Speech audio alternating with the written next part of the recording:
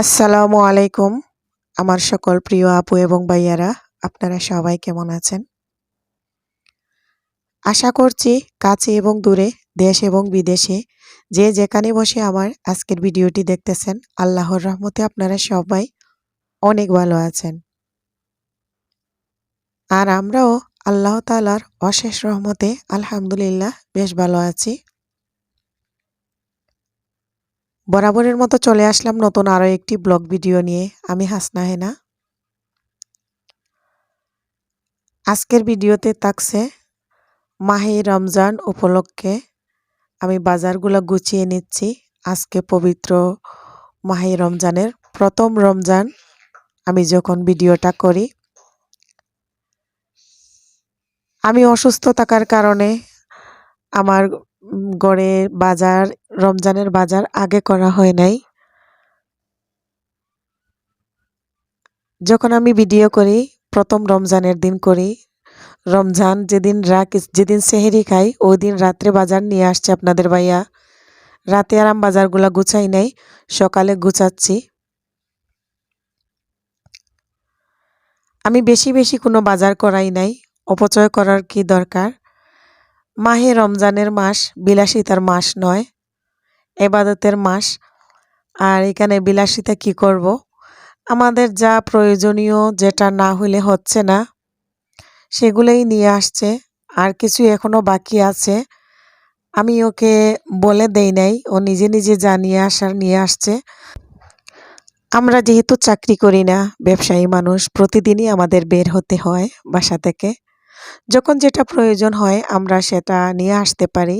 আমাদের একসঙ্গে স্টক করে এনে রাখতে হয় না। স্টক করে যারা চাকরিজীবী তারা মাসের মাস একসঙ্গে বাজার করে নিলে তাদের সুবিধা হয়। আমি বাজারগুলা গুছিয়ে নিয়েছি। এখন কিছু টোস্ট আমি গুঁড়া করে রেখে দিব। বিকেলবেলা আমি ইফতারি বানাবো যখন, তখন এগুলো আমার লাগবে। প্রতিদিনই আলুর চপ বানাতে আমার এই টোস্টের গুঁড়াগুলা প্রয়োজন হয়। তা আমি একসঙ্গে এক প্যাকেট করে নিচ্ছি। আবার যখন যেদিন যেটা লাগবে সেদিন ওইটা আবার করব। একসঙ্গে এত তাড়াহুড়া করে সময় নষ্ট করার কি দরকার।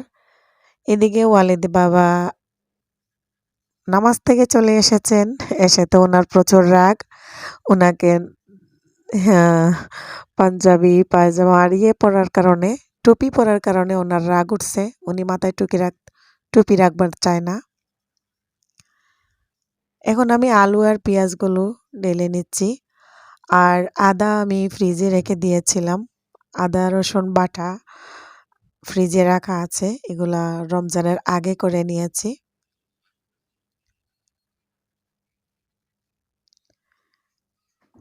এভাবেই টুকটাক করে সারাদিন কাজ করতে করতে চলে যায়। আর যে পোলাওর চাউল, আমরা সিলেটিরা পাতলা খিচুড়ি খাই, বুনা খিচুড়ি খাই, বিরিয়ানি খাই রমজানের মাসের ইফতারিতে। তো আমি যেখানে থাকি এইখানে দেখা যায় বেশিরভাগ মানুষ ইফতারিতে ছোলা বুটের সাথে মুড়ি মাখাইয়া খায়। তা আমাদের সিলেটিরা যারা, ওরা ছোলা বুট মুড়ি এগুলা সব মাখাইয়া খায় না। মুড়ি আমরা বলতেও খাই না। অনেকগুলা তেজপাতা আমার দেখা যাচ্ছে রমজান মাসে লাগবে, তো ওগুলো আমি সাইজ করে কেটে নিচ্ছি। কেটে ধুয়ে পরিষ্কার করে তারপরে বয়ামে রেখে দিব। জোহরের নামাজের পর আমি চলে আসলাম কিচেনে। এখন ছোলা বুটগুলা সিদ্ধ বসিয়ে দিয়েছি। এদিকে ডাল ভিজিয়ে রাখছিলাম, নরম হয়ে গিয়েছে। ডালগুলো ব্লেন্ডার করে নিব।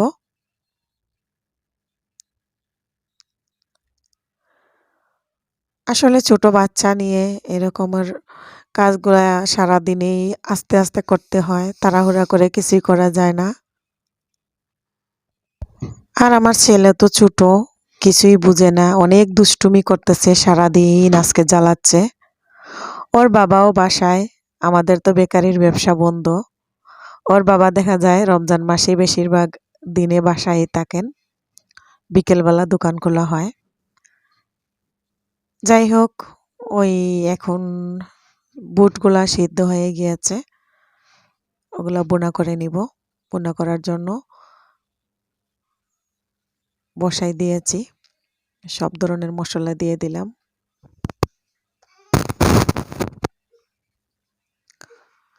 কিছু টমেটো কুচিও দিয়েছি সাথে, মজা লাগে এরকম করে ছোলা বুট ভুনা করলে।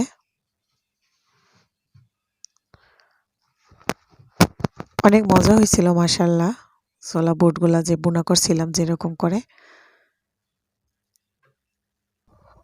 ঢাকায় দেখি বলে সবাই এগুলা ছোলা বুট, আর আমরা বলি এগুলা সানা, সিলেটিরা সানা বলি। মাশাআল্লাহ অনেক সুন্দর হয়েছে দেখেন আমার সানা ভুনা, খুব মজাও হয়েছিল।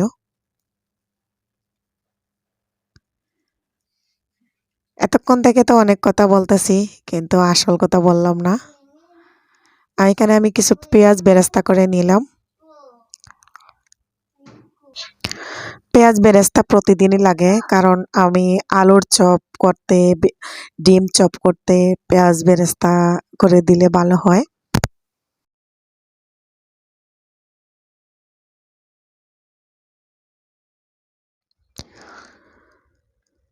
অল্প অল্প করে বানাচ্ছি, কারণ অপচয় করার থেকে অল্প বানানো ভালো।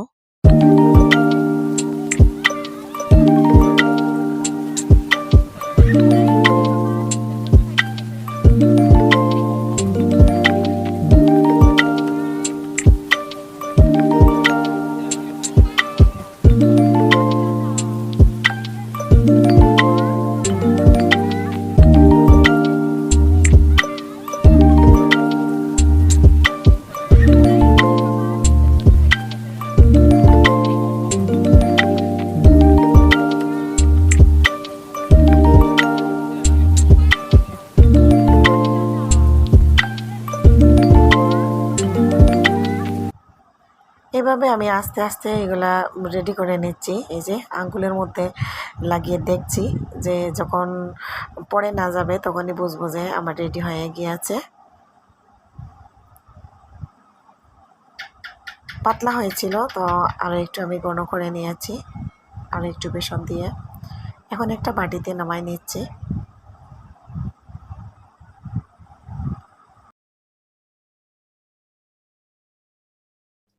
ডিম চপ করব, আমার যেহেতু প্রেশার, তো আমি তো ডিম খাবো না। ওয়ালিদের বাবার জন্য, ওয়ালিদ খাবে কি না খাবে জানি না। তো বেরেস্তা দিয়ে দিলাম, একটু শুকনো মরিচের গুঁড়ো দিয়ে দিলাম।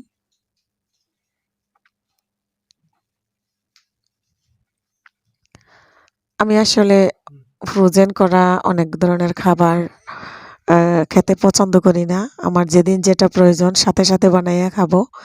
আর আমি যতটুকু পারতেছি ঘরে করতেছি, বাকিগুলা সব আপনাদের বাইয়া দোকান থেকে কিনে নিয়ে আসছে। জিলাপি ও যখন নিয়ে আসছে, দেখা যায় আমি যেগুলা বানাইছি ওইগুলাও নিয়ে আসছিল। আবার পাশের ঘর থেকে ইফতারি দিয়েছেন, পাশের ঘরের আন্টি। রমজান মাসে আসলে কেউ কেউরে মনে হয় না দেওয়াটাই ভালো, আর দিলে আগে বলে দেওয়া ভালো যে আমি ইফতারি দিব, তাহলে জিনিসগুলো নষ্ট হয় না, খাবারের জিনিস। এতক্ষণ ধরে অনেক বকবক করলাম, আসলে আসল কথা বললাম না। নতুন নতুন যে আপু এবং ভাইয়েরা আমার আজকের ভিডিওটি দেখতেছেন, যদি আপনাদের দেখে একটু ভালো লেগে থাকে তাহলে আমার চ্যানেলটি সাবস্ক্রাইব করে পাশে থাকা বেল আইকনে ক্লিক করে দিবেন। তাহলে আমি ভিডিও ছাড়ার সাথে সাথে আপনাদের কাছে নোটিফিকেশন চলে যাবে, আপনারা আমার ভিডিওটি দেখতে পারবেন। যে বেগুনি বানাচ্ছি, বেগুনগুলো আমি ফ্রোজেন করা রাখা ছিল, তো শুধু বের করে সাথে সাথেই বেগুনিটা আগে ভেজে নিচ্ছি, কারণ এটা ফ্রিজ থেকে বের করে রাখা যাবে না, সাথে সাথে ভাজতে হয়। আর ডিম চপের মধ্যে এখন আমি বিস্কুটের গুঁড়াগুলো লাগাই নিচ্ছি। বেগুন ভাজা হতে হতে এগুলোও আমি রেডি করে নিলে সাথে সাথে ভেজে নিতে পারবো। এভাবে রেডি করে নিচ্ছি আমি। এতক্ষণ যারা আমার সাথে ছিলেন, নতুন নতুন যে আপু এবং ভাইয়ারা আমার ভিডিওটি দেখতেছেন, আপনাদেরকে অসংখ্য ধন্যবাদ। প্লিজ আমার চ্যানেলটি সাবস্ক্রাইব না করে থাকলে এখনও আমার চ্যানেলটি সাবস্ক্রাইব করে পাশে থাকা বেল আইকনে ক্লিক করে দিবেন, তাহলে আমি ভিডিও ছাড়ার সাথে সাথে আপনাদের কাছে নোটিফিকেশন চলে যাবে, আপনারা আমার ভিডিওগুলো দেখতে পারবেন। আর যারা অলরেডি এই কাজটি করেছেন আপনাদেরকে অসংখ্য ধন্যবাদ।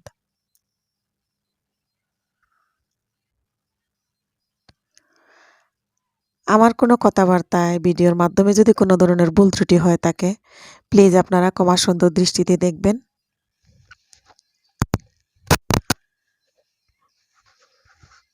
লাইক কমেন্ট শেয়ার করতে অবশ্যই ভুলবেন না। পেঁয়াজগুলো আমি মুচমুচো করে ভেজে নিচ্ছি ডুবা তেলের মধ্যে, কারণ অল্প অল্প জিনিস আমি এই জন্য ফ্রাই প্যানে একসঙ্গেই দিয়ে দিয়েছি আলুর চপের সাথে। পেঁয়াজিও দিয়ে দিয়েছি, তো একসঙ্গে হয়ে যাবে আর কি।